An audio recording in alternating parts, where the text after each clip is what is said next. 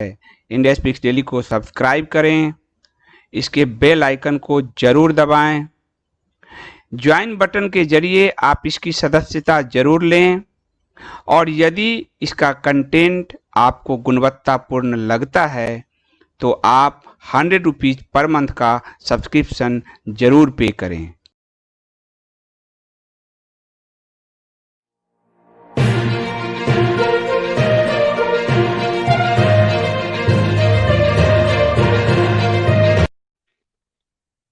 नमस्कार, India speaks daily में आप सबका स्वागत है। मैं हूं संदीप देव। पश्चिम बंगाल को लेकर भारतीय जनता पार्टी बहुत ज्यादा एग्रेसिव है और ये एग्रेशन अच्छा भी है।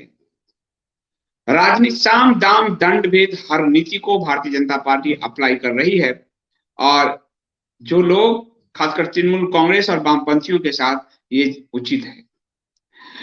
बंगाल में ममता बनर्जी का जो भतीजा है अभिषेक, उसका एक बहुत ही करीबी टीएमसी नेता है विनय मिश्रा, उसके ठिकानों पर सीबीआई की रेड पड़ी और सीबीआई की जो ये रेड पड़ी है वो आपको आश्चर्य होगा क्योंकि ममता बनर्जी और उनसे जुड़े हुए भतीजे और उनके जो कुनबे काम क्या करते हैं आप देखिएगा। नाम इसका विनय मिश्रा है और इसका काम था मवेशी के तस्करी का। हमारे जो बंगाल के दाएं तरफ जो है, बंगाल के आप ये कहिए कि जो पड़ोसी है हमारा, हरा पड़ोसी, एक और पड़ोसी बांग्लादेश, वहां सबसे ज्यादा मवेशी तस्करी होता है और ये बंगाल में एक बड़ा धंधा बन चुका है। विनय मिश्रा पर इसी को लेकर कार्रवाई हुई है, उसके ठिकानों पर कार्रवाई हुई है। अधिकारियों के हिसाब से मवेशी तस्करी के मामले में सीबीआई ने तृणमूल कांग्रेस विनय मिश्रा के खिलाफ लुकआउट नोटिस भी जारी किया है। यानी ये मामला इतना गंभीर है कि आदमी भाग सकता है, ऐसा भी अंदेशा था सीबीआई का, इसलिए उसके खिलाफ लुकआउट नोटिस जारी किया गया है। तृणमूल कांग्रेस ऐसे ही गुंडों की पार्टी धीरे धीरे नहीं बनी है, गुंडागर्दी चरम पर है।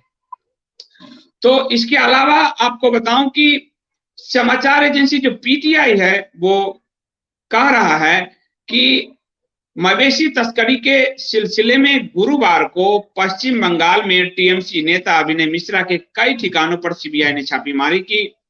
एजेंसी ने उन्हें देश छोड़ने से रोकने के लिए मिश्रा के खिलाफ एक लुकआउट सर्कुलर जारी किया है। टीएमसी नेता विनय मिश्रा, सांसद अभिषेक बनर्जी जो ममता बनर्जी के भतीजे हैं के काफी करीबी माने जाते हैं और ये एक बड़ा दाव है भारतीय जनता पार्टी का, ये जनता में ये दिखाने का कि ये जो पार्टी है तृणमूल कांग्रेस वो कैसे, जिसे पूजनीय गाय को माना जाता है, उसकी तस्करी तक में इसके नेता शामिल हैं। ये कितने बड़े धर्मद्रोही हैं। सीबीआई ने कोलकाता में मिश्रा के 2 ठिकानों पर छापेमारी की है।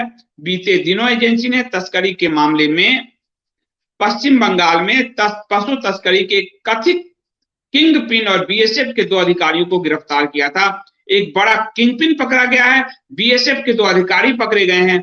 बॉर्डर सिक्योरिटी की सुरक्षा में रहते हुए भी ये लोग गौ तस्करी, मवेशी तस्करी में इन्वॉल्व हैं। पता नहीं इस पैसे से उनके परिवार में कौन सी समृद्धि आएगी, कौन से संस्कार आएंगे। लेकिन बीएसएफ के 2 अधिकारी भी पिछले महीने गिरफ्तार हुए थे। सीबीआई ने प्रारंभिक जांच की जिसमें पता चला है कि भारत बांग्लादेश सीमा पर पशु तस्करी बहुत तेज गति से हो रही है, जिसमें तस्करों को बीएसएफ के कुछ भ्रष्ट अधिकारियों और कस्टम अधिकारियों की सहायता प्राप्त है और उनका पॉलिटिकल कनेक्शन भी तृणमूल कांग्रेस के साथ अब साबित हो रहा है।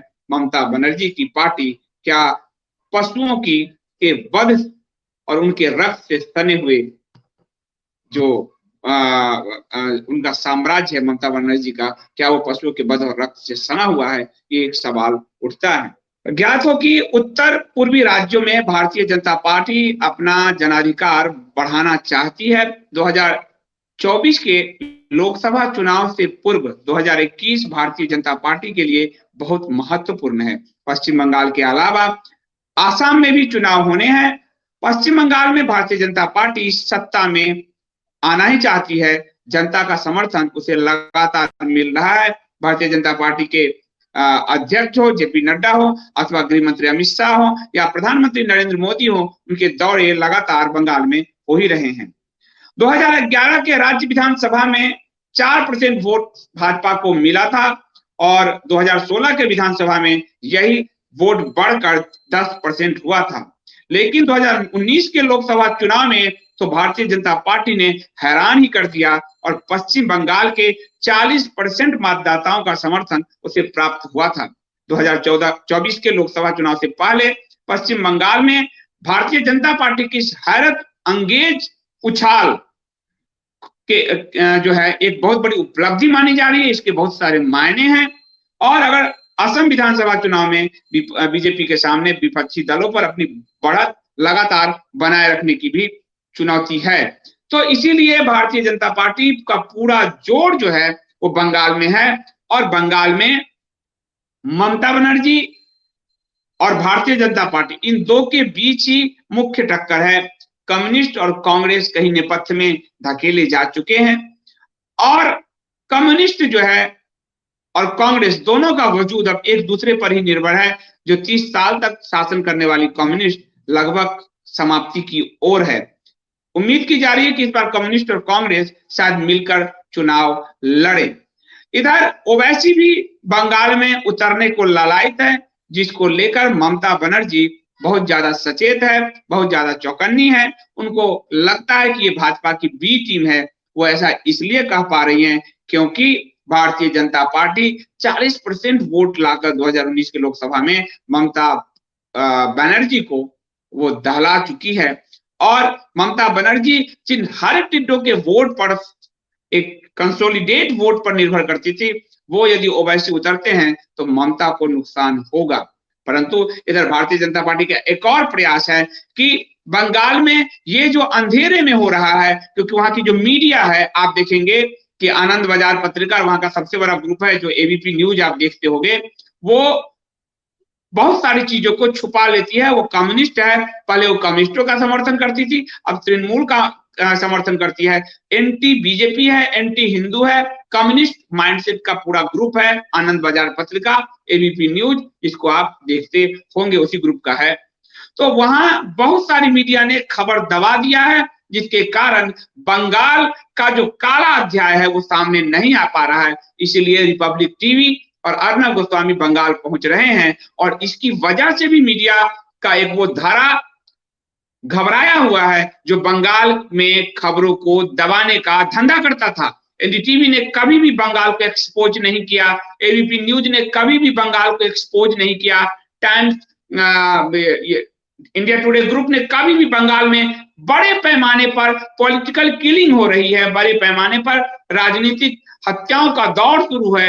आपको कभी आनंद बाजार पत्रिका ने नहीं बताया कि 30 साल के वामपंथी शासन में करीब करीब 54,000 पॉलिटिकल किलिंग हुई है और वही वामपंथी कैडर कन्वर्ट हुआ ममता बनर्जी में और वो दौर जारी है। चुनाव में लोगों ने देखे मतपत्र बह रहे थे, वोट लूटे जा रहे थे, यहां तक कि उम्मीदवार का नॉमिनेशन भी सुरक्षा के साये में हो रहा था और उस बंगाल पर एनडीटीवी हो, एबीपी न्यूज हो, आनंद बाजार पत्रिका पूरा ग्रुप हो, टुडे ग्रुप, वो सब इसको दबाए हुए थे और इसीलिए बातें छनकर नहीं आती थी।